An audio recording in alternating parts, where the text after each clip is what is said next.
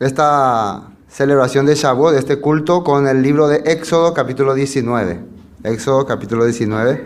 Y atiendan muy bien. Importante saber qué ocurrió aquel tiempo. Cuando el pueblo de Israel salió de Egipto, después de haber estado muchos años en esclavitud, por el poder de Dios, por el mandato de Dios, Dios los trajo ante ellos cerca del monte Sinaí. Pero ¿con qué objetivo y con qué propósito? Entonces, ¿qué fue lo que ocurrió en el tiempo de Pascua, Pesach? Ya habíamos compartido la vez pasada la celebración de Pesach. Fue el tiempo en que el pueblo de Israel fue liberado de la esclavitud. A través de la sangre del cordero que se pintó sobre sus puertas, pasó el ángel de la muerte, ellos fueron liberados, fueron redimidos. Luego ellos salieron de Egipto y cruzaron el Mar Rojo, el que representa como una nueva vida o un nuevo nacimiento en aquel entonces. Y desde ahí empezaron la caminata hasta llegar a el monte Sinaí. Y ahí, ¿qué quería hacer Dios con ellos? Y eso es lo que vamos a leer ahora. Éxodo capítulo 19, versículo 1 dice así: En el mes tercero de la salida de los hijos de Israel de la tierra de Egipto, en el mismo día llegaron al desierto de Sinaí. Mes tercero porque ellos salieron el 14 de Abib, ¿no? El 14 de Abib fue cuando salieron. Entonces estuvieron 15 días del primer mes caminando, y después 30 días del segundo mes y 5 días del tercer mes. Entonces ahí completan 50 días, ¿no? Exactamente. El versículo 2, ¿no? Habían salido de Refidín y llegaron al desierto de Sinaí y acamparon en el desierto, y acampó allí Israel delante del monte. Y Moisés subió a Dios, y el Señor lo llamó desde el monte diciendo: Así dirás a la casa de Jacob, anunciarás a los hijos de Israel: Vosotros visteis lo que hice a los egipcios, y cómo os tomé sobre las alas de las águilas, y os he traído a mí. Si se dan cuenta, Dios está hablando que ustedes vieron todas las maravillas que yo hice, toda la obra que yo hice. Esto es claro para entender que el rescate, la salvación significa rescate, no es por nuestras obras. ¿Qué hicieron los israelitas para ser rescatados por Dios? Para poder ser libre de la esclavitud del faraón. ¿Qué hicieron ellos? Nada. Solamente vieron la obra de Dios. La misma cosa hizo Jesús, Yeshua, en la cruz para liberarnos de nuestro pecado, de nuestra transgresión. ¿Me entienden? Eso es muy importante entender.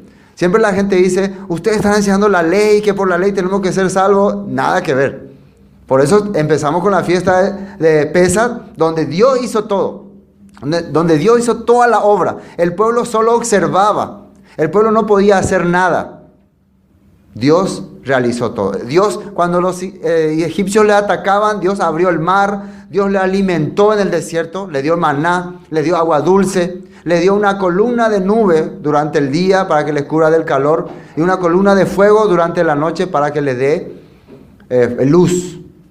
Entonces nosotros estamos viendo que la obra de redención es netamente de Dios. No hay nada que ha hecho el hombre. El pueblo solamente hacía una cosa. ¿Qué hacía el pueblo? Observar y maravillarse, impresionarse. Es como un novio que quiere impresionar a su novia. Tiene que hacer de todo. Traerle regalos, chocolates, flores, ser educado, darle asiento, todas esas cosas. No sé si se hace todavía eso, ¿no? Pero todas esas cosas, ¿no? Ir horas. Yo, por ejemplo, antes caminaba horas, ¿no? Trasnochaba para ir a media hora de visita, y yo 4, 5 horas de perder tiempo, ¿no? Esperando. Entonces, una persona cuando quiere ganar el corazón de alguien, le demuestra su amor con acciones y manifestaciones. Recuerden que la palabra amor, ahava, significa manifestación, servir, sacrificio. Entonces Dios estaba demostrando a su pueblo que le amaba o no. ¿Por qué? Estaba haciendo mucho sacrificio por él. De la misma manera como la Biblia dice que de tal manera Dios amó al mundo que dio a su Hijo para que sea entregado por nosotros. Hasta acá entendemos esta parte, ¿no? Bueno, volviendo a la Biblia, me quedé en el versículo 4, ¿no? Vosotros viste entonces lo que hice a los egipcios y cómo os tomé sobre la alas de las águilas y os he traído a mí. En una parte de Oseas dice que te llevé al desierto para conquistarte, para ganar tu amor, para enamorarte, te llevé al desierto. Porque en el desierto no hay más nada, ¿no? Entonces solamente vas a depender de Dios, ¿no? No puedes escaparte de ningún lado, ¿no? Entonces sí o sí tenés que aceptar la obra que te está dando. Entonces Dios así está diciendo en Oseas. Versículo 5. Ahora pues. Hasta aquí todo bien.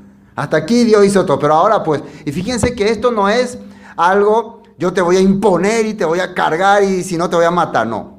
Es una propuesta. Una propuesta. Después de que vos fuiste muy amable con alguien, por algo era, ¿no? Por algo, ¿por qué tanta amabilidad esa persona conmigo? ¿Qué será? ¿No? Ustedes ya pueden imaginarse. ¿Qué será? Y después ya escuchan la propuesta. ¿Quieres casarte conmigo? Ya empieza la propuesta. Primero empieza la amabilidad, todos los honores, los detalles. Dios hacía lo mismo. Dice, ahora pues, si diereis oído a mi voz y guardareis mi pacto, vosotros seréis mi especial tesoro sobre todos los pueblos, porque mía es toda la tierra. Le está haciendo un compromiso, le está dando una opción. Ustedes pueden ser mi especial tesoro sobre todos los pueblos de la tierra. Eso es algo bueno. Mi especial tesoro. ¿A quién se le dice mi tesoro? A alguien que es especial para vos. Pero, ¿qué le está pidiendo a cambio? Que guarde su pacto, su alianza. Eso nada más. Y vosotros me seréis un reino de sacerdotes y gente santa. Gente santa, la palabra santa kadosh quiere decir apartada. Ya no van a ser igual que los demás. Fíjense ustedes que voy a hacer siempre esta comparación de un noviazgo, porque eso es lo que ocurre acá, para que a usted le quede una idea. Los que han experimentado eso y los que no, alguna vez experimentarán. Cuando un novio pone los ojos sobre alguien, ¿no? Y le da propuesta de un compromiso, ya en ese momento, para ese novio, esa persona es una persona santa. ¿Qué quiere decir? Ya no observa nada más. Ya no hay más nadie en su mente. Por lo menos en la etapa de noviazgo, ¿no? Así suele ser. ¿Me entienden lo que estoy diciendo, no? Entonces quiere decir que Dios le está diciendo, ustedes van a ser el punto de atención de todo mi corazón. No voy a enfocar en nadie más. Eso no quiere decir que el resto de la humanidad va a quedar bajo maldición. Quiere decir que con ustedes yo voy a bendecir al resto de la humanidad. Eso fue la promesa que se le dio a Abraham. En tu simiente serán benditas todas las naciones. Entonces Dios está haciendo un acuerdo ahora con Israel. Yo quiero hacer de usted ya no solamente un hombre de fe, una familia de fe, un grupo de fe, una nación de fe. Una nación que sea por el cual las naciones sean bendecidas. Estoy dando esta propuesta. ¿Entienden o no? Una nación bendita. ¿Quieren o no quieren? Y serán un reino, dice. Le habla de reino de sacerdotes y reyes. Gente santa. Estas son las palabras que dirás a los hijos de Israel. J.R. Supecuera. Vas a ir a hacer el compromiso. ¿Están entendiendo hasta acá, no? Lo que está ocurriendo, ¿no? Esto fue después de que hayan sido liberados de la esclavitud de Egipto. Después de que Dios haya hecho toda la obra sin haberle dado ninguna propuesta antes. Ahora recién le está dando esta propuesta. Ahora recién quiere hacer este compromiso. Es muy claro que Dios lo que quiere es ganar el corazón de su pueblo. Lo que Dios quiere mostrarle que Él tiene un interés especial hacia ellos. Eso es muy claro, nosotros podemos ver. Bueno, ahora vamos a ver versículo 16. Vamos a saltear un poquito. ¿Qué ocurrió? Ustedes, como siempre les digo, ¿no? Yo leo algunos versículos, no quiere decir que estoy saliendo del contexto, sino para ahorrar tiempo, salteo, ¿no? Pero ustedes pueden ya anotar y después ir a hacer un estudio más detallado. De cada versículo que tocamos, ustedes tienen la oportunidad de ir a leer todo el libro, todo el capítulo inclusive, para ver si no salimos de la referencia. Pueden hacer esas cosas. Versículo 16. Aconteció que al tercer día, cuando vino la mañana, vinieron truenos y relámpagos. El momento en que Dios va a manifestarse a su pueblo. Empezó a haber truenos y relámpagos sobre el monte Sinaí. Dice, y espesa nube sobre el monte, y sonido de bocina muy fuerte. Ese sonido de bocina, algunos dicen que es el sonido de shofar, lo que se escucha como shofar. Este cuerno que tenemos acá, eso es lo que escuchaba el pueblo de Israel en aquel tiempo, un sonido de shofar. Sonido de bocina muy fuerte, y se estremeció todo el pueblo que estaba en el campamento. Y Moisés sacó del campamento al pueblo para recibir a Dios. Fíjense que Moisés es como un presentador que le trae a la novia al novio para presentarlo. Moisés sacó, vengan acá, salgan, para recibir al esposo. De la misma forma como en la parábola de las vírgenes, ¿no? Salid a recibir al esposo. Sale alguien que empieza a anunciar, ¿no? Que empieza a llamar. Eso mismo estaba ocurriendo aquí. Moisés sacó del campamento al pueblo para recibir a Dios, y se detuvieron al pie del monte. Todo el monte Sinaí humeaba, porque el Señor había descendido sobre él en fuego. Atiendan bien este punto. El Señor había descendido en fuego. Es una alusión a cuando va a descender también el poder de Dios, ya en Pentecostés, en el Nuevo Testamento. No descendió en persona, descendió con un poder, con una fuerza. Acá le llama fuego. Le dice fuego. Recuerden que el fuego representa una fuerza consumidora. ¿Qué más dice? Todo el monte Sinaí humeaba porque el Señor había descendido sobre el fuego, y el humo subía como el humo de un horno, y todo el monte se estremecía en gran manera. ¿Qué más ocurre? El sonido de shofar iba aumentando en extremo. Moisés hablaba y Dios le respondía con voz tronante. Quiere decir que todo el pueblo escuchó o no escuchó la voz de Dios. Aquí no están recibiendo ellos ninguna tablas de la ley. Aquí no están recibiendo ninguna escritura, así en papel, ni en tinta, ni en hoja. Aquí están escuchando directamente la voz de Dios. Podemos entender que Dios está queriendo poner su corazón, su voz, en su mente y en su corazón. Ahí está queriendo, ese era el origen del amor de Dios. El plan siempre que tuvo Dios con el pueblo, de poner su palabra en su mente y en su corazón. No hay tablas, no hay escrito, no hay palabra, directamente, ñañe mongueta frente a frente, ñañe uno a uno. Vamos a hablar claramente. ¿Así fue o no? Así fue. Está bien claro. Todos escucharon la voz de Dios.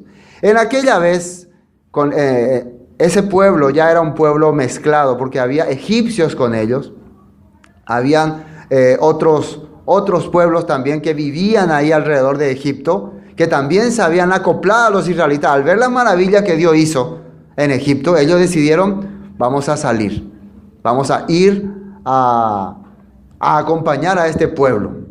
Así ellos decidieron hacer. Entonces, cuando se escuchaba la voz, cuentan los comentaristas que todos entendían, es como escuchaban un mismo lenguaje. Aunque algunos hablaban egipcio, otros hablaban hebreo, otros hablaban otro lenguaje, pero todos escuchaban como si estuvieran escuchando en egipcio o en hebreo o en otro lenguaje. De ahí se sale el don de lenguas ahí en Pentecostés. Entonces Dios le habló con una voz, pero todos entendieron lo que Dios le decía. Eso es muy importante ver. Y descendió el Señor sobre el monte Sinaí, sobre la cumbre del monte. Y llamó el Señor a Moisés a la cumbre del monte. Y Moisés subió. Y el Señor dijo a Moisés, desciende y ordena al pueblo que no traspase los límites para ver al Señor, porque caerá multitud de ellos. Bueno, ellos se acercaron y se prepararon para escuchar la voz de Dios. Hasta aquí entendemos lo que ocurrió en ese momento, entonces. Está bien claro, ¿no? Porque ahora vamos a ver por qué se llama fiesta de Shavuot o celebración de Shavuot en la Biblia y por qué en este tiempo, por qué en esta fecha. Vamos a Éxodo 34.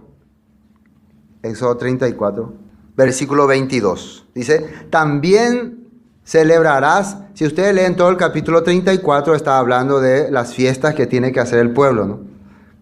Pero acá está diciendo también celebrarás la fiesta de Shavuot. Ahí sale la palabra Shavuot, o sea, semanas. La fiesta de las semanas, de las primicias de la siega del trigo y de la fiesta de la cosecha a la salida del año. Entonces, Dios está ordenando celebrar esta fiesta. ¿Qué fiesta era? Cuando comienza la cosecha del trigo.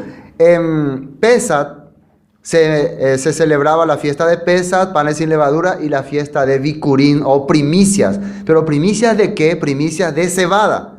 Un israelita iba a su cultivo y cortaba su manojo de cebada y iba al primer día de la semana y lo presentaba al sacerdote como primicias. Eso representaba a Yeshua, que iba a ser presentado como primicias en aquel momento. Por eso Yeshua muere en una fiesta de Pesach y 3 días después resucita. Y se acuerdan cuando él sale del sepulcro, le encuentra a María Magdalena y le dice: no me toques, porque aún no he subido a mi Padre. ¿Por qué él tenía que subir a su Padre? Porque estaba comenzando la fiesta de las primicias y él iba a ir a presentarse como primicias de cebada. Cebada significa humildad, sencillez.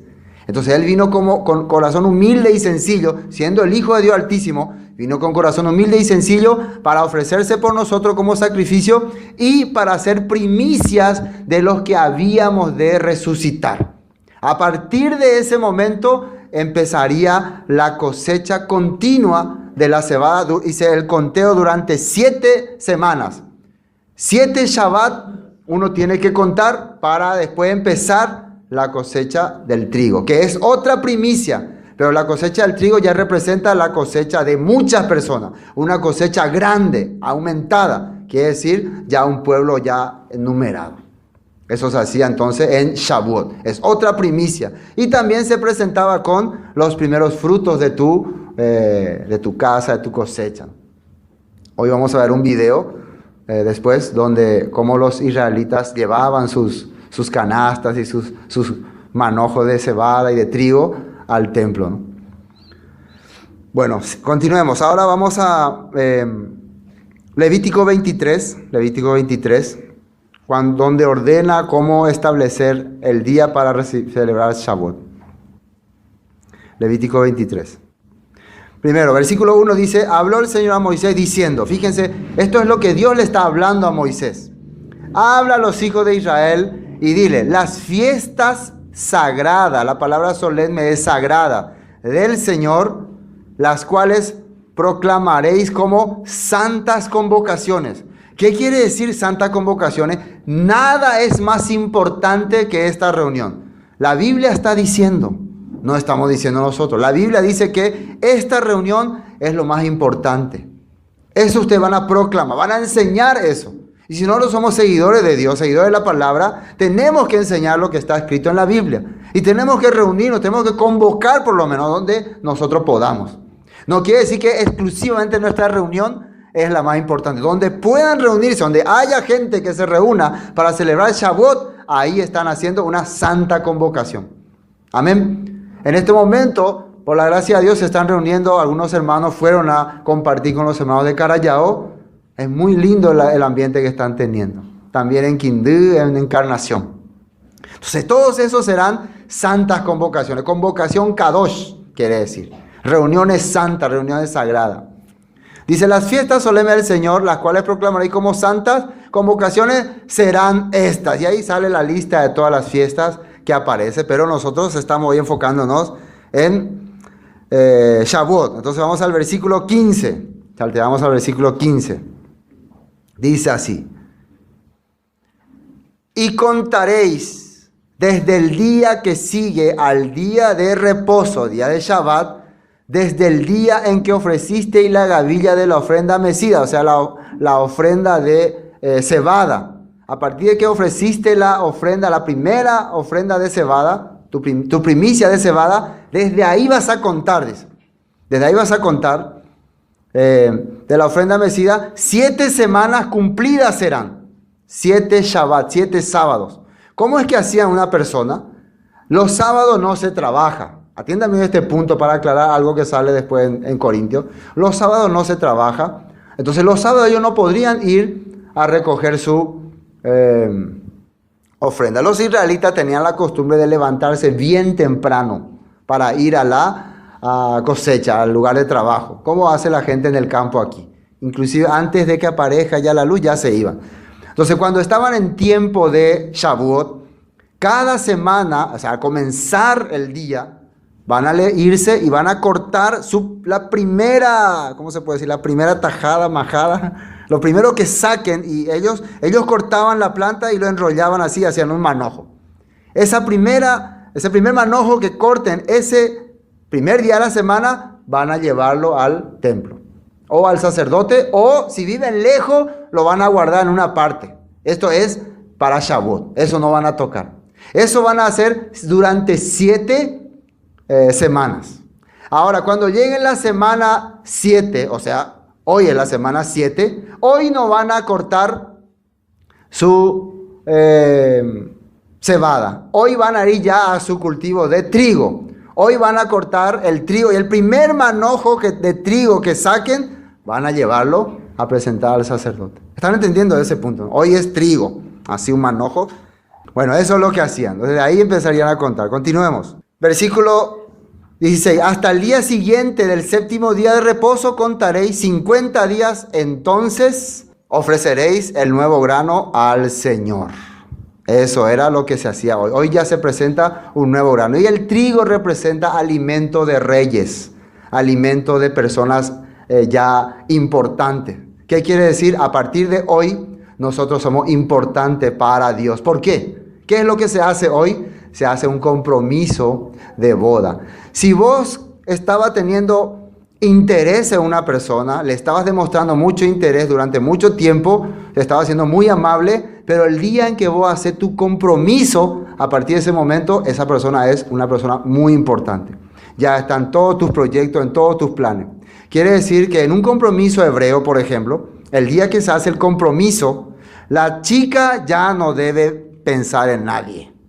Ya se acabó, amiguitos, todo se acabó. Solamente tiene que esperar el día en que el novio va a venir para la gran boda.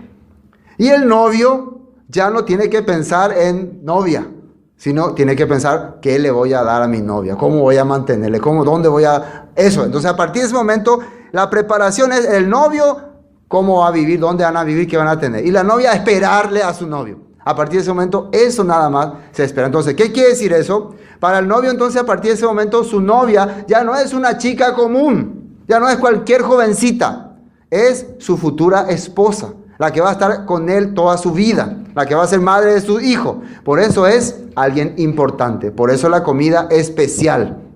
¿Me entienden, no? El trigo ya cambió ya la cebada, la sencillez y la humildad. Bueno. Hay algo más también interesante aquí. Vamos a ver el versículo 20. Versículo 20.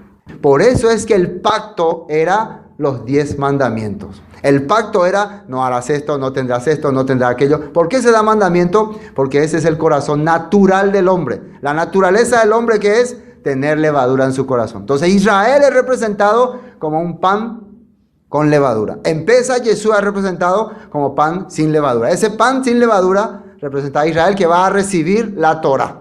¿Están entendiendo ese punto de la escritura? Bueno, ¿dónde nos quedamos? 21 ya leímos, ¿no? Y convocaréis en el mismo día santa convocación, ningún trabajo de siervo haréis, estatuto perpetuo en donde quiera que habitéis por vuestras generaciones. Si por si acaso el pueblo llega a ser esparcido entre todas las naciones, igual va a celebrar este acontecimiento, de la misma manera. Bueno, entonces, eso es lo que nosotros estamos haciendo. Estatuto perpetuo es continuamente, esto va a seguir. Bueno, ahora vamos a Deuteronomio capítulo 16, Deuteronomio 16, y después de esto vamos a ver una representación a través de un video de lo que ocurrió aquella vez en el monte Sinaí. Es un video que extraímos de una película. 9. 7 semanas contarás desde que comenzara a meterse la hoz en las mieses, comenzarás a contar las 7 semanas y harás la fiesta solemne de las semanas. Al Señor tu Dios, de la abundancia voluntaria de tu grano será lo que dieres. Esto es muy importante. Tiene que ser voluntario lo que ofrezca. No vayas a sentir, yo no quiero dar estas cosas, yo no quiero, ¿por qué? No. Recuerden que nosotros estamos todos estos frutos, todo lo que traemos es simbólico. Al final de esta reunión vamos a hablar cuál es el fruto que Dios hoy quiere que nosotros ofrezcamos. Entonces, tiene que ser voluntario. Ese era un tiempo donde el pueblo traía para que la casa de Dios esté con abundancia, para que no falte. No solamente traía su primera cebada de trigo, su primer manojo de trigo, también traía las primeras frutas que tenían para servir al templo, para servir a la gente, para servir a los viajeros que en ese momento venían de todas las naciones. Nosotros leemos en Hechos que habían varones de todas las naciones presentes en ese momento. Entonces la idea era que haya una gran fiesta, se comparta y estén todos felices. También se servía a la gente en el templo, ¿no? En el templo. Versículo 10, ¿no? Y harás la fiesta solemne de las semanas al Señor tu Dios, de la abundancia voluntaria de tu mano será lo que dieres, según el Señor tu Dios te haya bendecido. Y te alegrarás. Un punto es que sea un tiempo alegre. Es típico hoy nosotros de querer amargarnos la vida. Y voy a hablar con claridad. Nosotros tenemos la característica de amargarnos. Estamos buscando cuándo me voy a amargar. ¿Quién me va a amargar? Yo cuando me voy manejando por la calle, parece que todos están amargados. Quieren pasar encima de mí, salí, pues, me gritan todo. Y mi serapé. Todos parece que están amargados, ¿no? Tipo, como enojados con la vida, ¿no? Y nuestra característica es igual. Alguna persona chiste le habla y no, ya se... O alguien comete un error en su frente, ya te va a pegar, se enoja ya. Eso es lo que hay que romper cuando uno hace las fiestas. ¿Por qué tenemos que ser amargados, argelados? ¿Por qué tenemos que ser así? Si eso no le gusta a Dios. Porque no tenemos su esencia no está en nosotros. Por eso no podemos romper esa piedra dura que tenemos en el corazón. Dios quiere que nuestro corazón sea de carne, sensible. Y Dios permite estas fiestas para que seamos alegres, felices. Amén. Bueno, entonces y te alegrarás. Es un mandato alegrarse. Está ordenando que te alegres. Sea feliz, esté contento. Entonces, no importa si la gente te pone cara fea o te hace un chiste malo o no te cumple todo.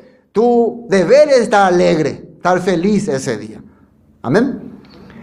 Delante del Señor tu Dios, tu hijo, tu hija, tu siervo, tu sierva. A todos tenés que mostrarle alegría.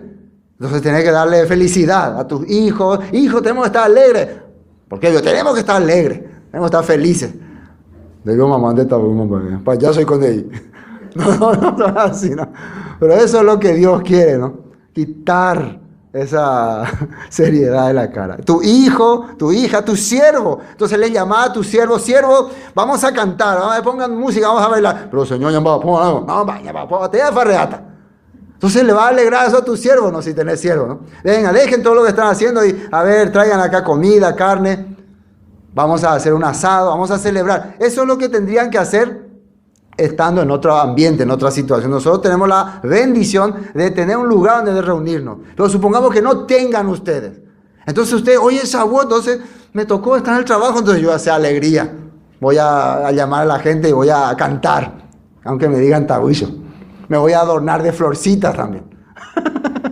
Todas esas cosas. Entonces, fíjense que la gente, imagínense, cuando celebran sus fiestas establecidas por sus dioses, ¿cómo está la gente? Sus casas adornadas, vestidos de blanco o de rojo, o con gorritas de Papá Noel, ¿sí o no? Adornados con esos adornos.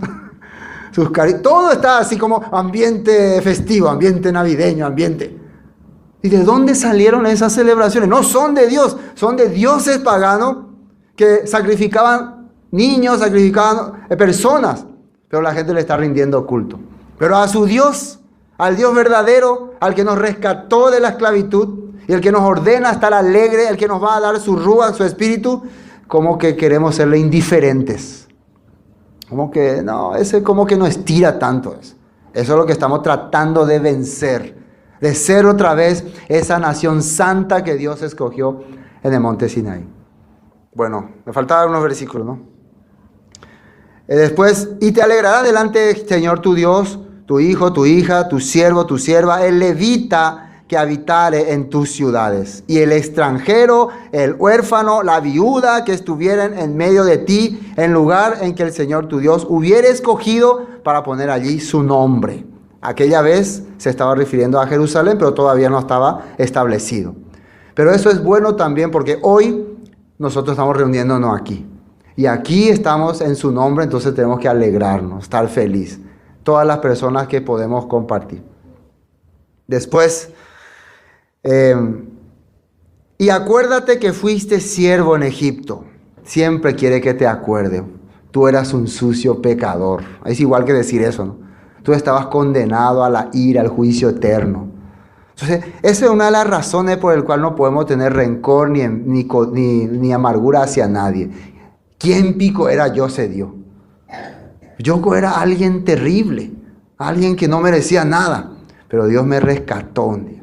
Entonces acuérdate, de mapa, latigazo recibía, Cori. Te daban de garrotazo, no tenías derecho. ¿Por qué me pegan? Y ahí ya te daban uno. Cállese, esclavo inmundo. Nosotros no teníamos derecho de nada. Acordate de quién eras. Entonces cuando van a ser ustedes argel con la gente, acuérdense que antes Satanás era argel con nosotros. Y nos maltrataba y nos menospreciaba. Y si aún no está todavía en ese ambiente, es tiempo de salir. ¿Sí o no? Sigamos. Y acuérdate que fuiste siervo en Egipto, por tanto guardarás y cumplirás estos estatutos. Mira, el requisito es que te acuerdes que eras esclavo, que eras un sucio pecador, que no tenías... Pecador quiere decir transgresor. En aquel tiempo los israelitas no podían celebrar a Dios ninguna fiesta, no podían guardar ningún mandamiento, porque Faraón le impedía. Entonces automáticamente ellos, por causa de Faraón, se convertían en pecadores. Nosotros cuando estábamos en el mundo, cuando vivíamos bajo el sistema del mundo, cuando el mundo es lo que gobernaba nuestra mente, ¿acaso vamos a celebrar Shavuot? ¿Acaso vamos a celebrar Pesach? ¿Acaso vamos a pensar en cosas de la Biblia? No, estábamos sometidos a lo que el mundo quiere, a lo que el mundo dice. Como el mundo nos enseña Pesach ya pona. Entonces acuérdense que fueron liberados de eso. Por eso van a celebrar, como demostrando que ya no son esclavos del sistema. No, yo no puedo ser ecopea, ser ecoamo. Todavía son esclavos. Todavía están atados. Así. Dice más. Acuérdate que fuiste siervo en Egipto, por tanto guardarás y cumplirás estos estatutos.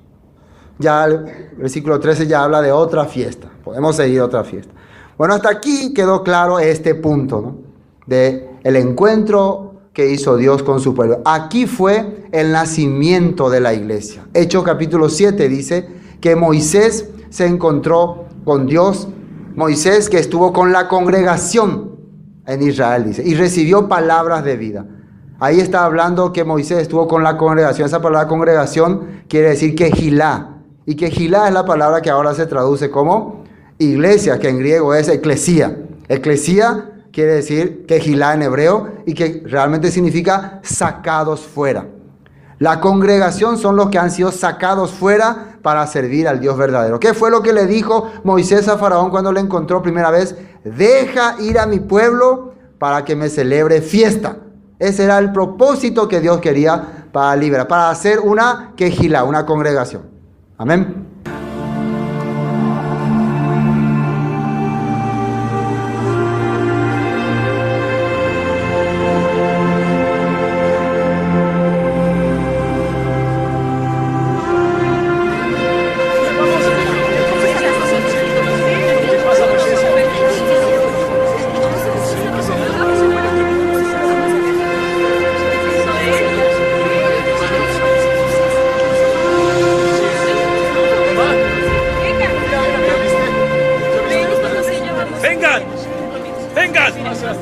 Vengan.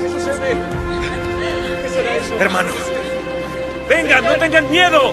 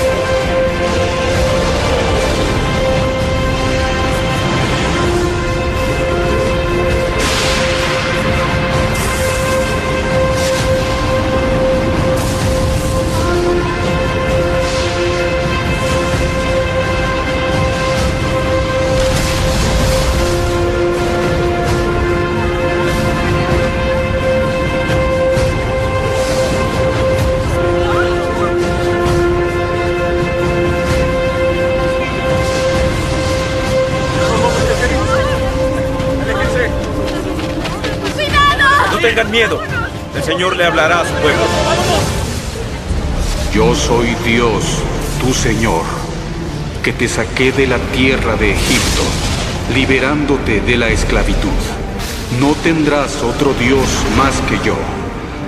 No crearás para ti imagen ni escultura a semejanza de lo que hay arriba en el cielo, ni abajo en la tierra, ni en las aguas debajo de la tierra. No las adorarás, ni les rendirás culto, porque yo soy el Señor, tu Dios. No dirás el nombre del Señor, tu Dios, en vano. Recuerda el sábado y santifícalo. 6 días trabajarás y harás todas tus obras, pero el séptimo día es el sábado del Señor. No harás ningún trabajo, ni tú, ni tu hijo, ni tu hija, ni tu siervo, ni tu sierva, ni el forastero que esté en tu casa.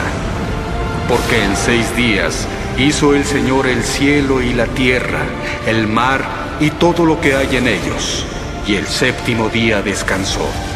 Honra a tu padre y a tu madre para que se prolonguen sus días en la tierra que el Señor, tu Dios, te da.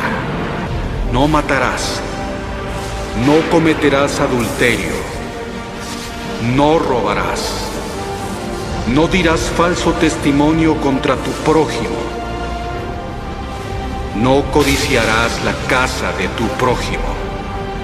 No codiciarás a la mujer de tu prójimo, ni a su siervo, ni a su sierva, ni a su buey, ni a su jumento, ni nada de aquello que le pertenezca a tu prójimo.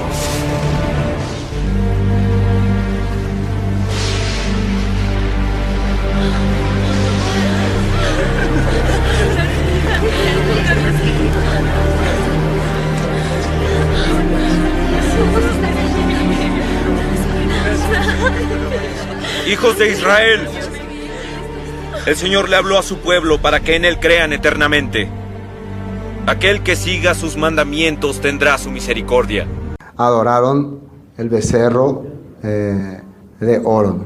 Después de 40 días, Moisés desciende y ve que el pueblo se había corrompido. ¿Qué significa? Habían rechazado el pacto, habían rechazado la alianza. Algunos dicen, pero ellos todavía no reciben el pacto. Ya han recibido directamente de Dios. El compromiso se hizo en persona y solamente estaba bajando el documento, pero eso ya no sirve porque la actitud hizo que ellos desfallecieran. ¿Y cómo está escrito en la Biblia?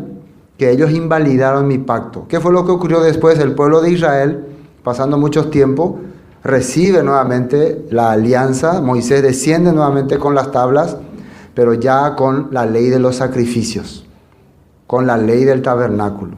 Quiere decir que el nuevo pacto iba a ser confirmado con un sacrificio, pero como sombra se hacía la ley de los sacrificios, que sale en Levítico, ¿no? Era una sombra. La ley de los sacrificios no era la manera de perdonar los pecados, era una sombra de lo que Yeshua, Jesús, iba a hacer en los posteros tiempos. Pero mientras tanto ellos iban a vivir esperando ese tiempo. Entonces, y la Biblia nos habla, ¿no?, de las promesas que Dios le dio a su pueblo para restablecer el pacto, para restablecer la alianza, no para fundar una nueva iglesia ni una nueva esposa. Con esta misma esposa iba a ser el compromiso, pero ya restaurado. Entonces vamos a ver unos textos de la Biblia que nos habla sobre ese tiempo, sobre la promesa de restauración. Y vamos a ver que en la promesa de restauración hay también sobre recoger a su pueblo de entre las naciones. Porque el pueblo de Israel que hizo pecó, transgredió los mandamientos, y el castigo, según Deuteronomio, capítulo 30, era que yo te esparciré hasta los rincones del mundo si no obedeces mi palabra. Si transgredes mi mandamiento, te esparciré hasta los rincones del mundo. Pero el compromiso de Dios era, en los últimos tiempos, hacer un éxodo ya grande, un éxodo entre las naciones, restaurar a su pueblo. Y en eso estamos nosotros. Bueno, vamos a Jeremías 16, 14. Jeremías 16, 14. No obstante, he aquí vienen días, dice el Señor, en que no se dirá más, vive el Señor, que hizo subir a los hijos de Israel de la tierra de Egipto. Fíjense que Jeremías está profetizando, llegará el tiempo que no se hablará más de un éxodo de Egipto. Ya no va a ser más éxodo de Egipto. ¿De dónde va a ser el éxodo entonces? ¿De dónde va a ser el rescate? ¿De dónde va a ser la salvación? ¿De dónde va a ser? Y ahí dice, sino que vive el Señor que hizo subir a los hijos de Israel de la tierra del norte y de todas las tierras a donde los había arrojado, y los volveré a su tierra, la cual di a sus padres. En este momento, en el tiempo de Jeremías, las 10 tribus ya estaban perdidas entre las naciones y estaba a punto también Judá de ser llevado cautivo por su rebelión. El país de Babilonia venía a conquistar a Jerusalén, a Judá, porque ellos también habían transgredido los mandamientos de Dios. Pero hay una promesa de que en el futuro voy a traer otra vez de todas las naciones. ¿Y a dónde los va a llevar? A la tierra que le había dado a sus padres. Eso será el segundo éxodo. Nuevamente va a haber un éxodo. Y Dios, para sacar a su pueblo de las naciones, va a hacer lo mismo que hizo en Egipto. Va a enjuiciar a las naciones. Va a enviar juicio contra las naciones. Por eso es que las naciones, pasando el tiempo, nos van a mirar como enemigos. A los que están queriendo recibir la palabra, los que están siguiendo el camino de Dios, les van a mirar como enemigos. ¿Por qué ustedes no sufren como nosotros? Porque va a venir juicio según Apocalipsis. Recuerden que hemos empezado ya los sábados a estudiar Apocalipsis, están invitados todos. Vamos a entender qué significa los juicios que vienen ahí. Son los mismos que ocurrió en Éxodo. Lo mismo, es el tiempo final, el tiempo de restaurar a su pueblo y de sacar entre las naciones a sus escogidos, como dice en Mateo 24. Eso es lo que Dios va a hacer en los últimos tiempos. Ahora, Jeremías 31:10. Jeremías 31:10. Oíd palabra del Señor, oh naciones. Esto va dirigido a todas las naciones, ya no solamente a un pueblo determinado, a todas las naciones. Y hacedlo saber en las costas que están lejos. Y decid, el que esparció a Israel, lo reunirá y guardará como el pastor a su rebaño. Supongamos que vos te sientas hoy como naciones, no te sienta Israel. Yo no me siento Israel, yo no tengo nada que ver con Israel. ¿A quién se le está yendo este anuncio? A las naciones. Si vos no te sentís nada que ver con Israel, quiero que sepa que yo voy a sacar a Israel de en medio de ustedes. ¿Y qué quiere decir? ¿Para qué le voy a sacar a Israel de en medio de ustedes? Para enviar juicio sobre ustedes. Es lo mismo que pasó en Éxodo. Saca a mi pueblo, deja ir a mi pueblo. No voy a dejar, entonces te voy a enviar juicio. Lo mismo, el mundo no va a querer liberar a su pueblo. El mundo no va a querer que su pueblo le celebre fiesta y empiece a vivir conforme a la Escritura. Va a querer atraparlo. No, no me vas a hacer esto, no me van a hacer así. Y va a usar sistemas políticos, religiosos, económicos. Todo eso va a usar. ¿Ustedes qué creen? La religión es un instrumento que usa el faraón moderno para atrapar, para esclavizar a los hijos de Dios. La economía es también un sistema moderno. La ciencia, la tecnología, todos son oficiales que tienen su látigo ahí. No dejes el internet, no dejes el celular, no dejes, yo quiero librarme de esta cosa y empezar, no dejes esta, no dejes el Dios dinero, el Dios billete, el Dios que maneja tu vida, no, se la billete, peare a jata, pe billete a jata donde sea, por el billete voy a suspender mi actividad, voy a suspender todo, ese es un Dios. Y muchas veces quiero salir de ahí, pero siento como que algo me golpea, por ejemplo, pero si hoy no trabajo, voy a perder. Ese es como un látigo en tu espalda. Voy a dejar de ganar este 50,000 guaraníes, este 100,000 o este 200,000. Ese es como 300 látigos en tu espalda. ¡Ay, cómo me duele! Así es el sistema de ahora. Eso es lo que está gobernando y controlando. Y tiene poder sobre las personas. Pero oíd naciones, yo voy a sacar a mi pueblo de entre ustedes. Dejen de presionar a mi pueblo. Dejen de evitar que ellos celebren fiestas. Dejen, porque va a venir la ira sobre ustedes. La Biblia está avisando. Jeremías 31:10, ¿no? Seguimos. Dice, oíd palabra del Señor, hacerlo saber a las costas que están lejos y decid, el que esparció a Israel lo reunirá y guardará como el pastor a su rebaño. como un pastor. ¿Quién dijo en la Biblia que era nuestro pastor? Yeshua. Yo soy el pastor y mis ovejas oyen mi voz y me siguen. Yo las conozco, yo las guardaré, yo les daré vida. Porque el Señor redimió a Jacob, Israel, ¿no? Lo redimió de mano del más fuerte. ¿Quién es el más fuerte? Era el faraón, era el que gobernaba el mundo, el que gobernaba el sistema, es el más fuerte. Pero Dios a su pueblo lo redimió de ellos. No puede ser que el mundo te tenga todavía atrapado. Entonces, ¿quién te redimió? Todavía sos un esclavo entonces. Pero acá la Biblia dice, escuchen naciones, yo redimí a mi pueblo de ese más fuerte, de ese poderoso. Y vendrán con gritos de gozo en lo alto y correrán al bien del Señor, al pan, al vino, al aceite y al ganado de las ovejas y de las vacas. Y su alma será como huerto de riego y nunca más tendrán dolor. Así está hablando la Escritura. 31. Vamos a hacer una salteada. Les recomiendo que puedan leer todo el capítulo 31. Ya les estoy dando muchas recomendaciones, ¿no? Pero ustedes pueden leer y van a sorprenderse, porque en el capítulo 31 es donde habla del nuevo pacto, pero es importante entender el contexto, cómo arranca para explicarlo el nuevo pacto. Porque hoy en día la gente dice, yo estoy en el nuevo pacto, no en el viejo. Pero ¿entendés dónde aparece la palabra nuevo pacto por primera vez? Allí en Jeremías 31. ¿Con quién hace su nuevo pacto? ¿A quién le está llamando? Eso tenemos que entender. He aquí vienen días, dice el Señor, en los cuales haré nuevo pacto con la casa de Israel y con la casa de Judá. ¿Con quién va a hacer el nuevo pacto? ¿Con las naciones? ¿Con los gentiles? No.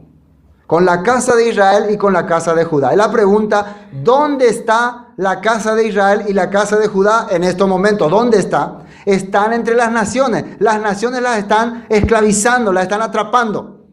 Entonces un día Dios va a empezar a establecer un nuevo pacto y la va a liberar de ahí. Y se va a identificar, va a ser claro el que se ha liberado, porque no va a ser igual, no va a seguir la misma corriente que siguen las naciones. Eso es muy importante según la Escritura. No como el pacto que hice con sus padres. Esto es muy importante. Si vos decís que sos parte del nuevo pacto, tus padres entonces estuvieron ahí en el monte Sinaí.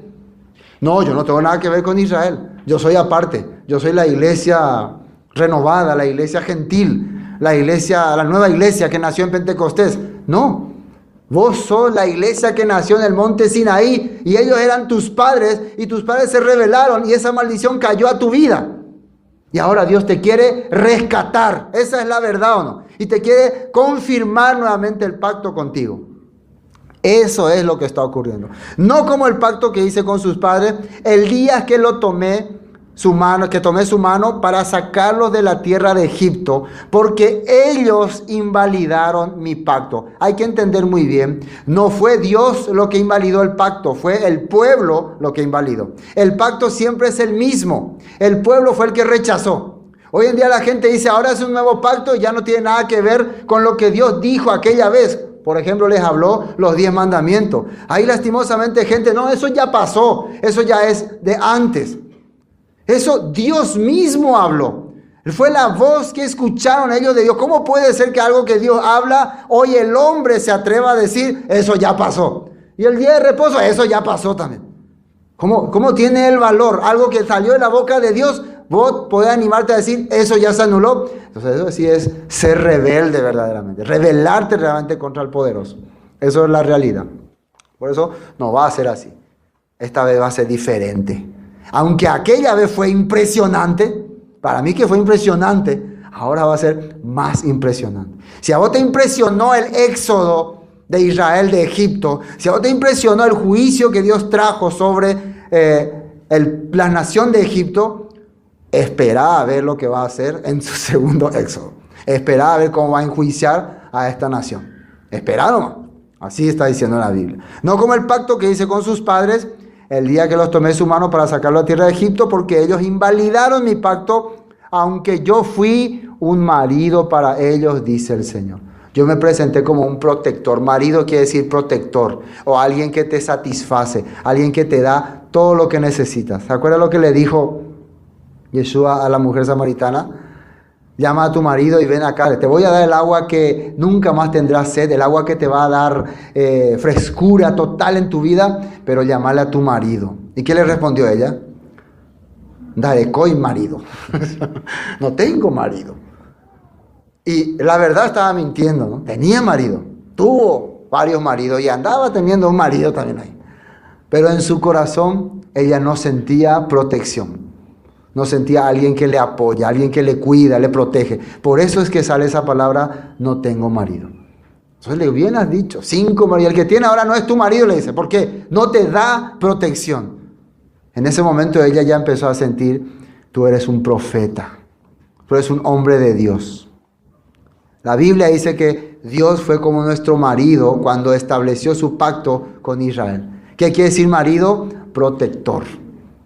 Alguien con el cual la esposa puede sentirse segura. Yo tengo a mi marido y nada me va a pasar, aunque entre un ladrón en la casa. hasta cuando estoy con mi maridito, él va a salir y le va a pegar. Algo así, ¿no? Algo así. Bueno, pero este es el pacto que haré con ellos, que haré con la casa de Israel. Atiendan bien, el pacto renovado, la confirmación del pacto restaurado va a ser con la casa de Israel, con el pueblo que se esparció entre las naciones y que está mezclado ahí, y que un día van a escuchar, como dijo Yeshua, mi oveja oye mi voz y me siguen. Van a escuchar su voz y lentamente van a empezar a salir. No sé si les conté una vez que en Israel, cuando salen a pastar los pastores con sus ovejas, llegan a un lugar, en un campo, y ahí se mezclan todas las ovejas. Las ovejas de Jacob, de Samuel, de Josué, todos se mezclan ahí. Y los pastores se van y se sientan y toman tereré y eso y chistean ahí, ¿no? Mientras durante todo el día sus pastores están ahí todo mezclado. Pero a la tardecita ya hay que ir. Entonces, ¿cómo van a saber quién es de quién y cuál es de cuál? Entonces ellos tienen un silbido especial. Así no. Entonces las ovejas de Jacob ya escuchan y empiezan a... Jacob se va y ya le empiezan a seguir. Las ovejas de Samuel también. Y las ovejas que se quedan, que decide el pastor que no está silbando. Se quedan ahí. Una vez cuenta que ocurrió algo, que de un pastor se le perdió una de sus ovejas. Había sido siempre hay una distraída, ¿no? No falta la que anda distraída siempre. Y se va ahí en otro grupo. Entonces el pastor cuenta sus ovejas, me falta uno. Entonces va y busca a sus amigos pastores, por si acaso no vino aquí una de mis hijos, no sé, a ver, ¿cómo puede saber? El montón de ovejas, ¿cómo puede saber cuál es suyo? Entonces le da el chiflido. Entonces cuando da ese chiflido, si está su oveja, hace hace como, aquí estoy, así hace. Si no pasa nada, y todos están ahí quietitos, silba y no pasa nada. Entonces cuando encuentra un lugar donde está su oveja, aunque esté entre montón, silba, aquí estoy. Entonces ahí se va el pastor y le rescata en medio de las demás ovejas. Lo mismo dijo Yeshua, mis ovejas oyen mi voz y me siguen. Cuando vos empezás a escuchar su palabra profunda, verdadera, exacta, de acuerdo a su Torah, no podés permanecer todavía en el sistema, en el mundo. Sí o sí vas a empezar a seguirle y a salir. Bueno, entonces el pacto será con la casa de Israel. Este es el pacto que haré con la casa de Israel después de aquellos días. ¿Qué dice que va a ser el pacto? Atiendan. Daré mi Torah, mi ley, mis mandamientos. ¿Eso es el pacto o no? ¿Cuál es el pacto? Eso es, voy a darle mi mandamiento, mi ley, en su mente. ¿Qué quiere decir? Para que sea algo que utilicen para pensar. ¿Es correcto o no es correcto vivir así? ¿Es correcto o no es correcto hacer estas cosas? En su mente basta. En su mente... Y las escribiré en su corazón para que le provoque sentimiento. Quiere decir que cuando vos hagas algo malo, tu mente te va a decir, iba a ir a Yapoaina, y tu corazón te va a doler. Así, ¿no? Porque tu mente te dice, va a ir a Yapoaina, piensen de Yapoaina. Así no tenés que vivir, así no le gusta a Dios. Tu mente te dice o no, te habla. Entonces, cállate, no te importa. Pero tu corazón, porque es sencillo, ya no es más de piedra. Ya es de carne, entonces ya siente ya. Ese es el nuevo pacto. Cuidado. Si eso no ocurre entre nosotros, ¿qué significa? Qué raro. Yo vivo pecando, hago lo que quiero y no siento nada. Todavía entonces tenés corazón de piedra. ¿Por qué no podés sentir que lo que estás haciendo está rebelándose contra Dios? Algo ocurre, ¿no? ¿Están entendiendo, no? Bueno, entonces eso es muy importante para entender lo que es esto del nuevo pacto. Y seré a ellos por Dios, y ellos me serán por pueblo. A partir de ese momento, Israel restaurada va a escuchar la voz de Dios. Y no enseñará más a ninguno a su prójimo ni ninguno a su hermano, diciendo, conoce al Señor, porque todos me conocerán, desde el más pequeño de ellos hasta el más grande, dice el Señor, porque perdonaré la maldad de ellos y no me acordaré de su pecado. ¿Cuál es la maldad que cometió el pueblo de Dios contra su Dios? El haberse alejado de su escritura. Yo voy a perdonar eso y no me voy a acordar de todas las horribles cosas que hicieron, sino que ellos van a entender que yo les amé y por eso les volví a buscar. Es la historia de Gomer y Oseas. Gomer, la esposa rebelde, y Oseas que va y la busca, la trae, la restaura, le perdona y vuelve a hacerle su esposa, para mostrar el amor de Dios hacia su pueblo. Eso es el nuevo pacto. Volver a caminar como Dios estableció desde el principio. Esto también aparece en Hebreos capítulo 10, 17, cuando la carta de Hebreo está anunciando, ahí dice también, este es el nuevo pacto que haré con la casa de Israel y la casa de Judá. También nosotros vemos que Yeshua levantó la copa en Mateo 26, diciendo, es la copa del nuevo pacto, que es la remisión de sus pecados. Él estaba entonces ofreciéndose como sacrificio, porque la paga del pecado es muerte. Porque recuerden que cuando Dios le dio las tablas a Moisés la segunda vez, le dio con la ley de los sacrificios. No hubiera tenido valor esas tablas si no había la ley de los sacrificios. Entonces, el nuevo pacto, o sea, la ley en nuestro corazón, tiene valor cuando Yeshua se sacrifica, cuando Él derrama su sangre por nuestros pecados. Ahí nuevamente nosotros entonces podemos volver otra vez a hacer alianza con el Padre. No es como dice la gente, ahora no necesitamos hacer más alianza porque ya Él pagó el precio de nuestro pecado. Hay que saber por qué pagó. ¿Por qué pagó el precio de mi pecado? Si alguien transgredió una ley de tránsito y alguien generosamente va y paga, ¿es para que esa persona siga transgrediendo la ley de tránsito? No. A nivel de pesar ya pues será. Si no anda pagamos ahí me deje. Para eso es. No es. Vos no pagás la fianza, la cárcel a alguien para que se vaya a robarle otra vez o a hacer otra vez un delito. Vos pagás para que esta persona cambie. Inclusive cuando te cobra multa a alguien, es para que aprenda y no haga más otro día. Para eso es la multa, ¿o no? O qué buen amigo, la próxima nos vemos otra vez, son un buen cliente. Esta clase de persona me gusta, siempre me colabora. No es así. Bueno, ahora veamos lo que pasa acá en el libro de Ezequiel 36. ¿Sí? Seguimos con la promesa de restauración. La restauración no solamente implica que la palabra vuelva a nuestro corazón, también su ruach, su espíritu. Y el espíritu, el ruach HaKodesh, tiene que producir algo en nuestra vida. Vean lo que dice aquí. 36:19. Les esparcí por las naciones y fueron dispersados por las tierras. Conforme a sus caminos y conforme a sus obras les juzgué. Como ellos caminaron, como ellos anduvieron, así yo les hice juicio a ellos. Así está diciendo aquí. Y cuando llegaron a las naciones a donde fueron, profanaron mi nombre santo, diciéndose de ellos, estos son pueblo del Señor y la tierra de él han salido. La gente vio, pícola, pueblo de Dios, miren cómo viven desastre. Estos son los que se hacen llamar hijos de Dios y están viviendo peor que gente mundana. Eso la gente decía de los hijos de Dios, dice. Pero Dios se cansó de que eso se haya dicho. Salteando un poco, vamos al 24, versículo 24. Fíjense lo que dice ahí.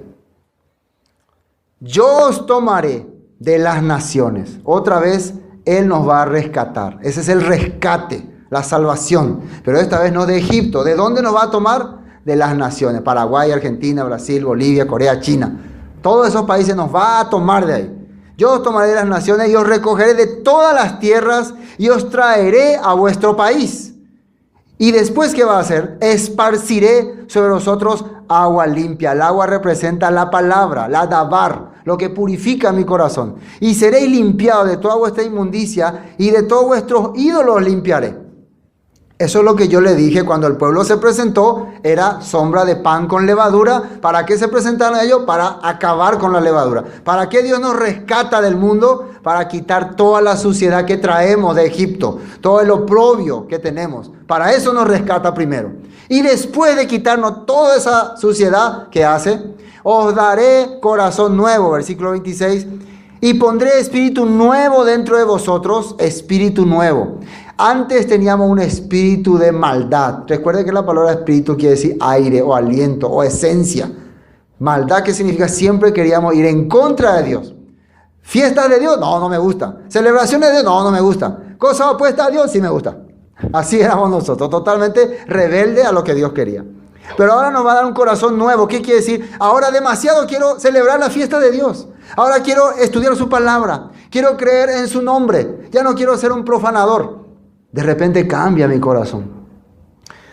Quitaré de vuestra carne el corazón de piedra. ¿Dónde Dios les dio las tablas de la ley a los israelitas? ¿Dónde puso? En tablas de piedra. Esas tablas de piedra simbolizaban sus corazones. Por eso puso en tablas de piedra. Pero primeramente, ¿dónde les dio? Antes de que les dé la tabla de la piedra, Él le habló directamente, pero no pudieron recibir. Ahí se veía todo muy contento. Pero si continuaran el video, se darían cuenta que después ya empezaron a adorar el Cerro de Oro. ¿Cómo puede ser que ustedes escuchan los mandamientos de Dios y saliendo de acá unos días después ya están transgrediendo sus corazones de piedra? Ando y que pendereje bala. Ahí se no entra bala por esa persona. No puede. Pero ahora, después de mucho pesar y mucho trajinar, después de haberte hecho entender lo miserable que es tu vida cuando no vive conforme a la palabra de Dios, cambió tu corazón. Te hizo sensible. Le recomiendo que lean el libro de Oseas. Gomer era rebelde. Se escapaba de su marido, pero después fracasó en el mundo. Fue vendida como esclava. Ahí entendió, era muy valioso el matrimonio que yo tenía con Oseas. Si pudiera volver a esa época, añoraba otra vez. Entonces su corazón ya empezaba a ser sensible.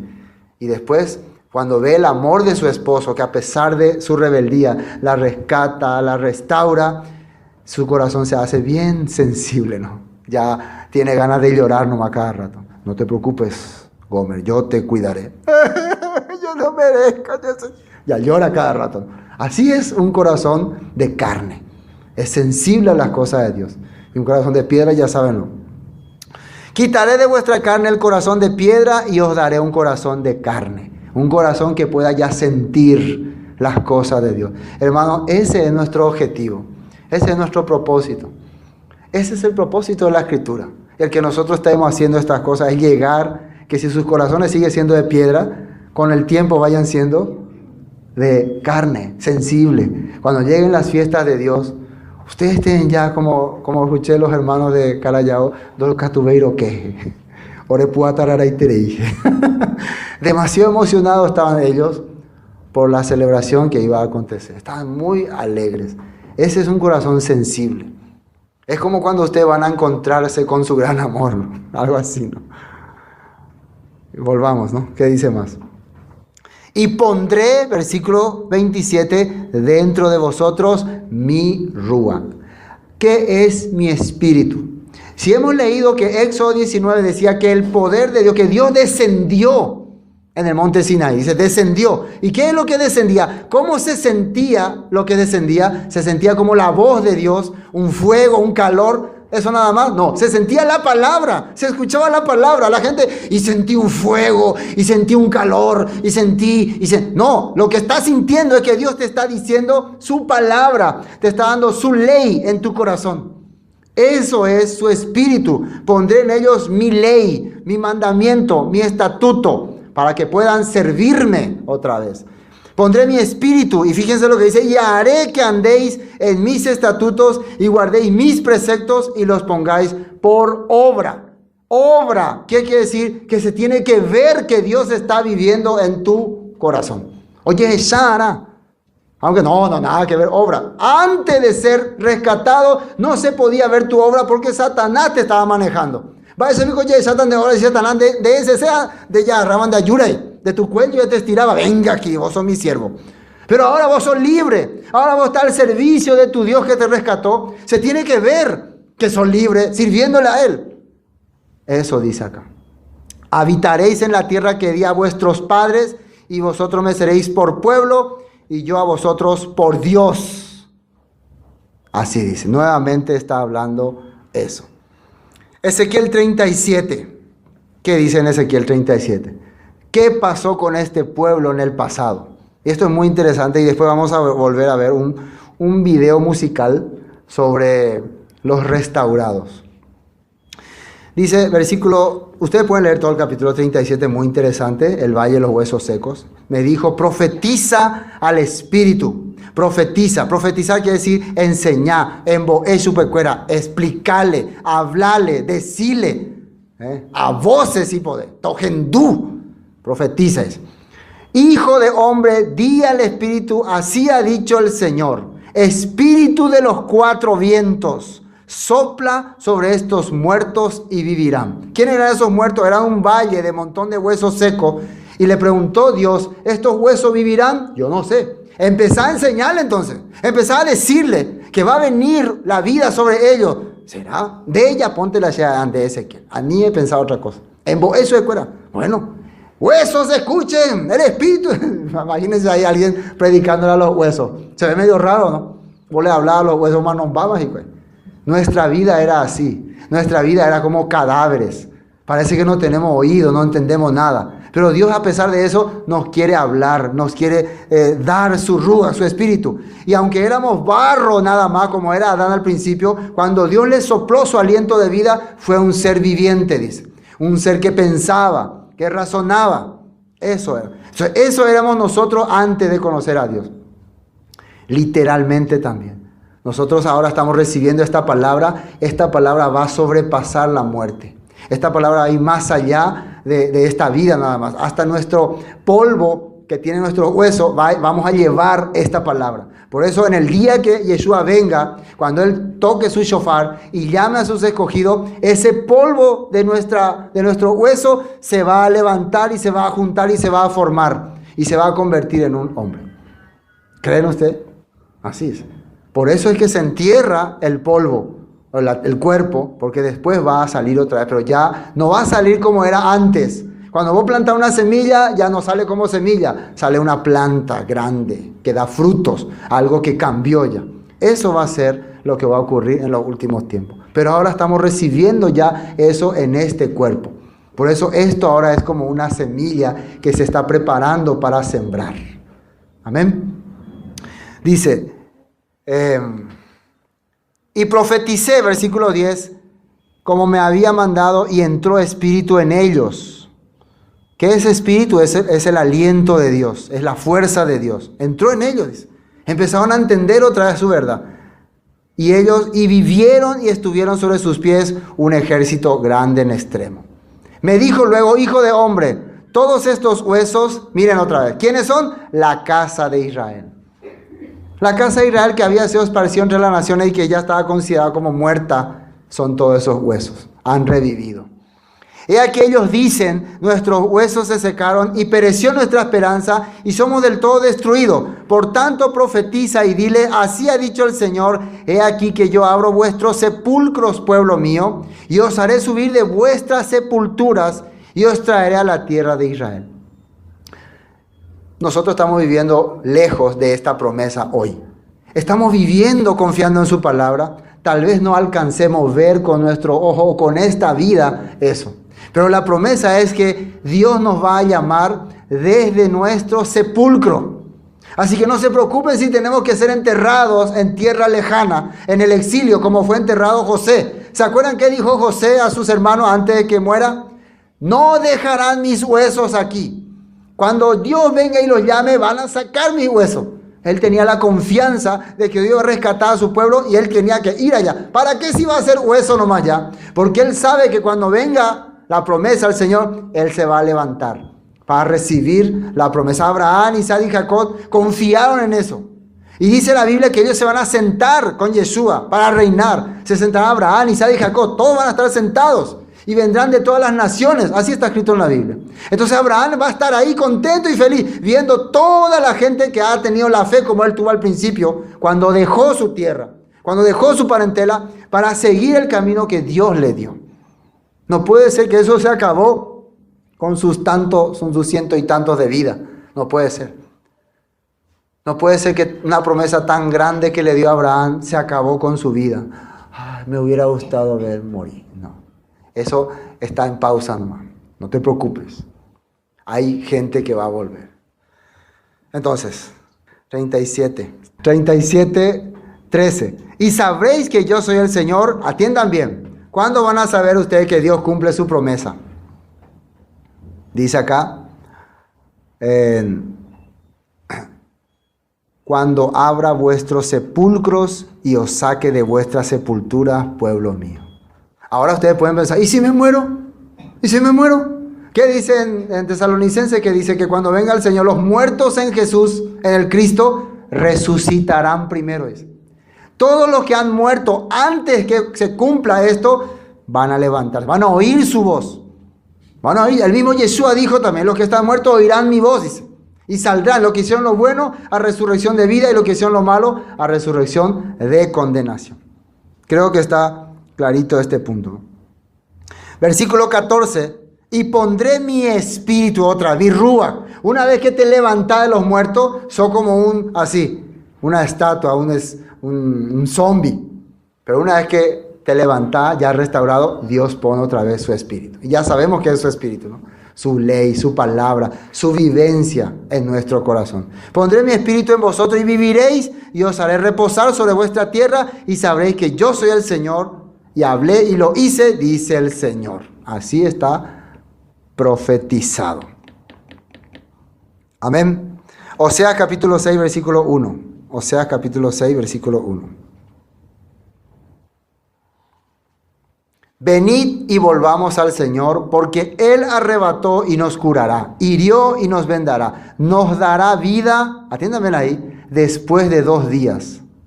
En el tercer día nos resucitará y viviremos delante de Él. Y si tomamos esto como profecía, se puede entender que es lo mismo que hizo Yeshua, ¿no?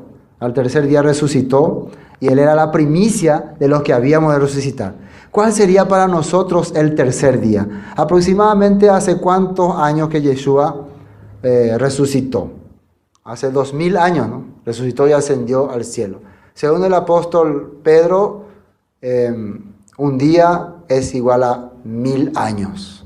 Y si dice acá, nos dará vida después de 2 días y en el tercer día nos resucitará, se está refiriendo a un tercer milenio. En Apocalipsis habla de un milenio, en donde el Mesías va a reinar con todos sus escogidos. Entonces es una promesa que Dios nos está dando y vemos que eso se está acercando, porque ya estamos por entrar en el tercer milenio de que Yeshua resucitó y ascendió al cielo. Entonces la promesa está por cumplirse. Amén. Ahora, ¿qué es lo que ocurrió en Pentecostés en tiempo de Yeshua después de los 50 días que Él ascendió, que Él murió en la cruz? Fue el inicio del pueblo de Dios, el comienzo de su espíritu ya habitando en la tierra para restaurar a Israel. Recuerden que fue lo último que le preguntó Pedro a Yeshua: ¿restaurarás a Israel en este tiempo? Entonces lo que ellos esperaban era la restauración, nuevamente que Israel vuelva a ser nación. Él está hablando, lo que está ocurriendo conmigo es el cumplimiento de la palabra, el cumplimiento de la escritura. No es algo extraordinario. La resurrección en cuerpo y carne, y ustedes palpen, es lo mismo que le va a pasar a ustedes. Y el espíritu es todo lo que estamos aprendiendo y recibiendo. Eso es lo que le va a dar vida a su cuerpo. En un cuerpo sin espíritu está muerto, dice la escritura. Vamos ahora a todavía ahí en Lucas. En Lucas me falta el versículo 49. Quiero leer. He aquí yo enviaré la promesa de mi Padre sobre vosotros, pero quedaos vosotros en la ciudad de Jerusalén hasta que seáis investidos de poder de lo alto. ¿Se dan cuenta que Él está diciendo va a venir una promesa? Y esa promesa va a tener poder de lo alto. Y hay que saber qué será. ¿Qué será que en el monte Sinaí descendió de lo alto y tenía poder? ¿Qué era lo que sonaba la voz de Dios? ¿Y qué hablaba la voz de Dios? La escritura, la palabra. Ese es el poder que hace que nosotros podamos tener autoridad en la tierra. Cuando Yeshua predicaba, dice que Él tenía autoridad porque hablaba las cosas que estaban en la escritura. Así dice. Bueno, ahora vamos a Juan capítulo 14. Juan capítulo 14, versículo 15. Dice así, Juan 14, 15.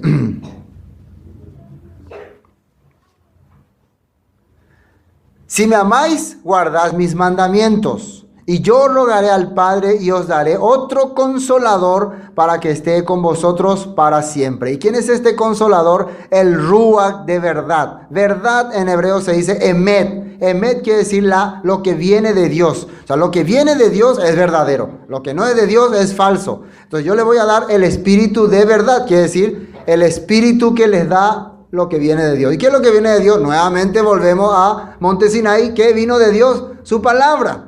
Ay, eso es lo malo que viene de Dios. Y eso es lo que Dios quiere entregarnos. Dice, el Espíritu de verdad, el cual el mundo no puede recibir porque no le ve ni le conoce. Pero vosotros le conocéis porque mora en vosotros y estará en vosotros. ¿Se acuerdan dónde iba a ser el nuevo pacto? En su mente y en su corazón. Por eso ese Ruach, ese Espíritu de verdad, mora en nosotros. Porque está en nuestra mente y en nuestro corazón. Ese es el nuevo pacto. Pero el mundo que no tiene este nuevo pacto, que no acepta esta alianza, no entiende de qué hablamos. ¿De qué hablan ustedes? Medio de juicio por ahí. No os dejará huérfanos, dice. Vendré a vosotros todavía un poco y el mundo no me verá más, pero vosotros me veréis, porque yo vivo, vosotros también viviréis. Bueno, eso estaba en Juan 14. Vamos a saltear al 25. Vamos a hacer una salteada al 25. Dice así.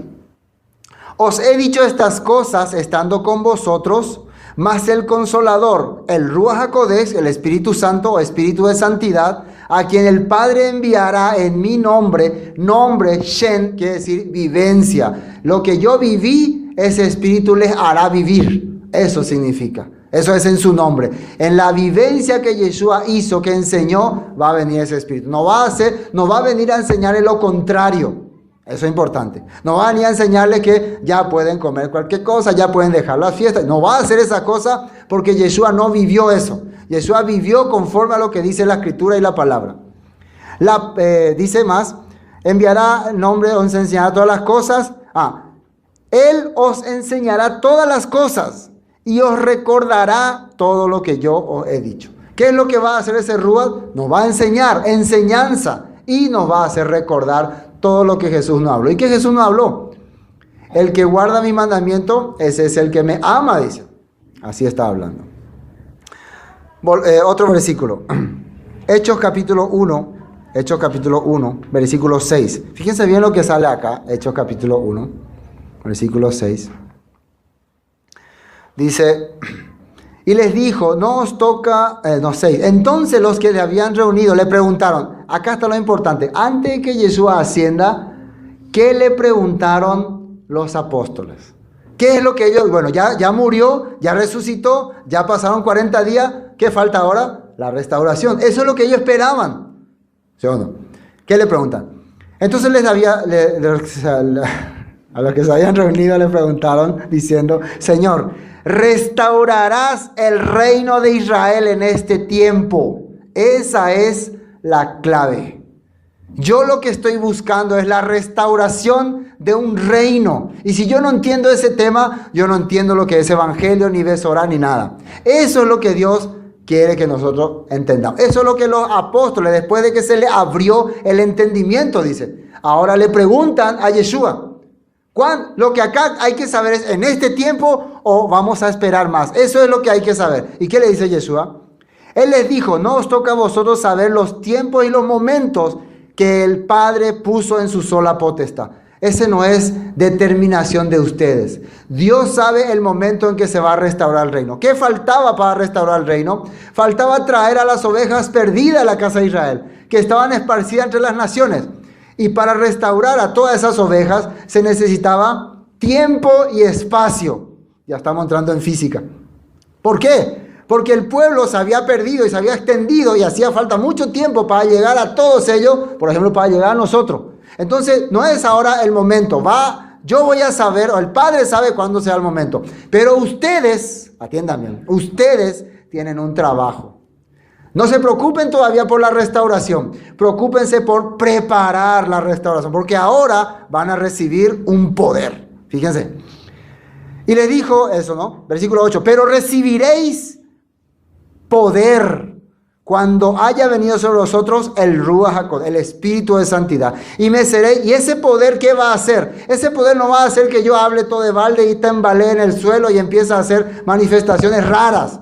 Ese poder va a hacer que yo sea testigo, que yo testifique. El reino ya está viniendo. Yeshua ya pagó el precio. Ahora falta rescatar, hacer un éxodo de entre las naciones. Entonces yo voy a hacer eso. Y el poder va a ser lo mismo que descendió en el monte Sinaí, la palabra de Dios. El poder que yo voy a tener para llevar el mensaje de Dios a las naciones va a ser su palabra. Eso dice. Pero recibiréis poder cuando haya venido sobre vosotros el Espíritu Santo y me seréis testigos en Jerusalén, Judea, Samaria y hasta el último rincón de San Lorenzo Laurelpi. Así, hasta ahí vamos a ser testigos. Y habiendo dicho estas cosas, se fue. Ahora, Hechos capítulo 2. ¿Qué ocurre en Hechos capítulo 2? 10 días después de ese acontecimiento. 50 días después de que Yeshua murió y resucitó. Eso es lo que ocurre en Hechos capítulo 2.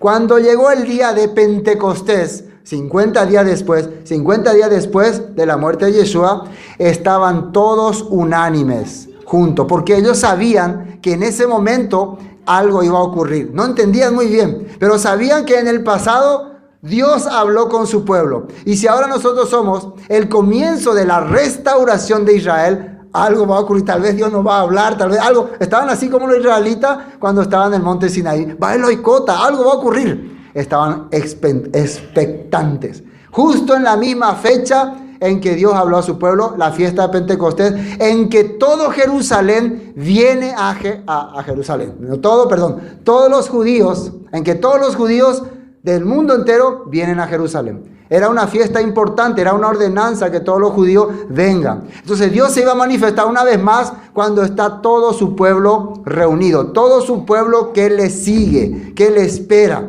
estaba ahí reunido. Prosélitos, cretenses, todo, de todas las regiones.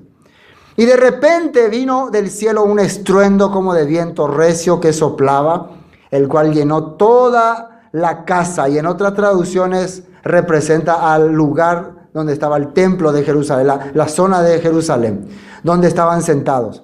Y se les aparecieron lenguas repartidas como de fuego. Esta palabra fuego es como algo que tenía poder, como lo que ocurrió en el monte Sinaí. Ellos literalmente vieron ahí fuego. Pero ese fuego tiraba un sonido, y ese sonido era la voz de Dios. Aparecía así, fuego, y decía, yo soy el Señor. Así aparecía. Entonces, esto es lo que representa acá ese fuego. No es algo que están viendo literalmente, pero es como un poder fuerte que están sintiendo en sus corazones. Algo que ellos no podían controlar. Era el poder de Dios. Pero esta vez, dentro de ellos. Esta vez, la voz iba a salir de los restaurados. Por eso ellos empezaron a hablar en lenguas. Ya no iba a salir una voz del cielo, sino esta vez salía la voz de los discípulos. Quiere decir, estas personas son ahora mi parlante, mis instrumentos, mis voceros. ¿Y qué empezaron a hablar? Según la Escritura, las maravillas de Dios. ¿Y qué son las maravillas de Dios? La Escritura. ¿Qué escuchamos en el monte Sinaí? Los 10 mandamientos. Eso era la maravilla de Dios. Por eso el pueblo, eso son las maravillas. Para ellos, eso es la maravilla de Dios. Para los prosélitos, para los fieles en el judaísmo, en la palabra, la maravilla de Dios siempre han sido los 10 mandamientos.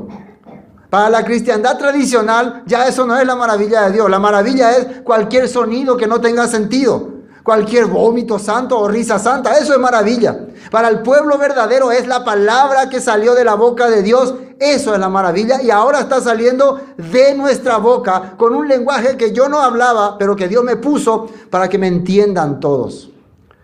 Así está sucediendo.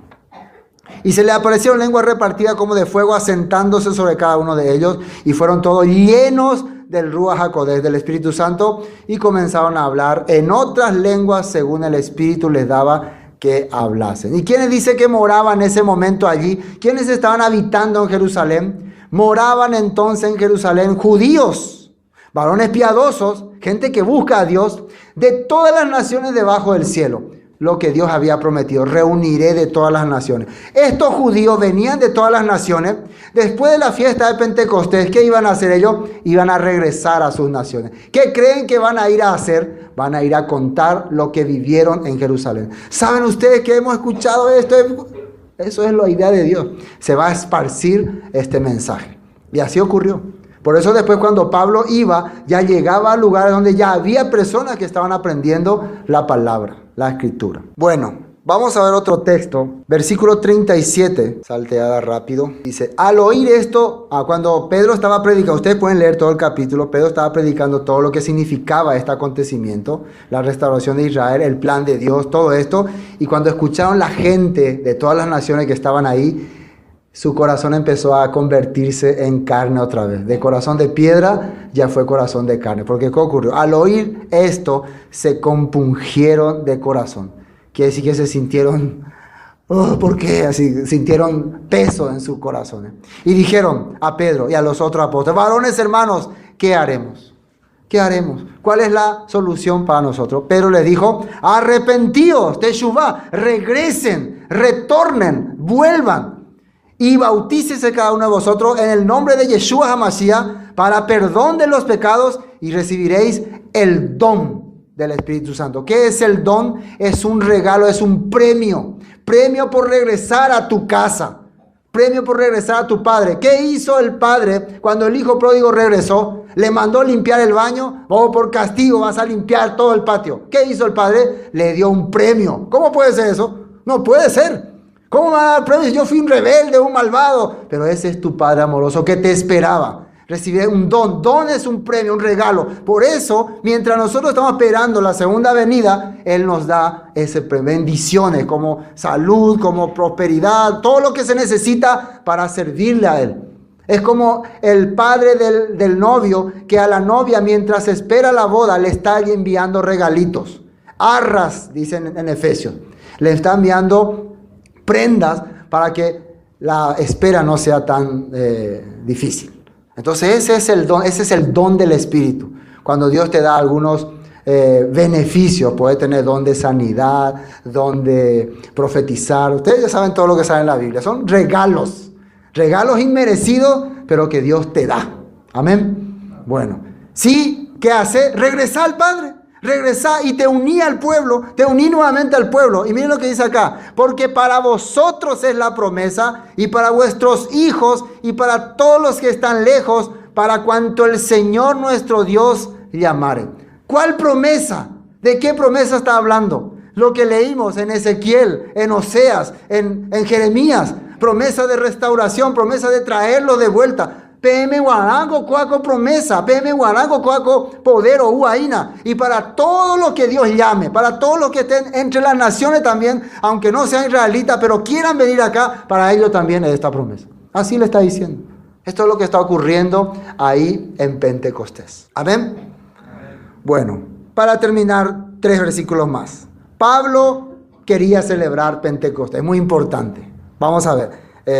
Hechos capítulo 20, 16. Pablo quería celebrar Pentecostés. Si Pablo quería celebrar Pentecostés, ¿por qué nosotros no quisiéramos hacer eso? Si él se sentía un verdadero judío fiel a la Escritura, ¿por qué nosotros no, que somos sus seguidores, que usamos mucho los escritos de Pablo? Pablo dijo. Entonces Pablo quería celebrar Pentecostés y se preparaba para Pentecostés. Hechos capítulo 20, versículo 16, ¿no? Porque Pablo se había propuesto pasar de largo a Éfeso para no detenerse en Asia, pues se apresuraba por estar el día de Pentecostés, si le fuese posible, en Jerusalén. Voy a saltear Éfeso porque quiero llegar para celebrar con mis hermanos la fiesta de Pentecostés. Él quería celebrar, ustedes también.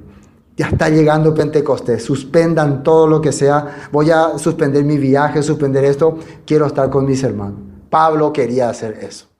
Amén. Ahora, ¿cuáles son los frutos que yo tengo que presentar? Dentro de unos minutos, los niños jóvenes van a presentar su ofrenda simbólicamente, como se hacía antes en Israel.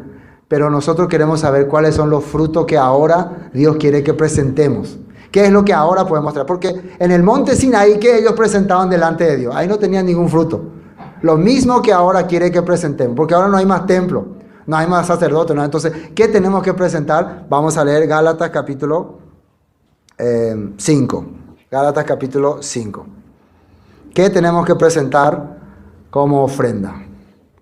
Versículo 22. Mas el fruto del Espíritu, fruto del Ruach, que tenemos que presentar es amor, ahava, sacrificio, servicio, comprensión a los demás.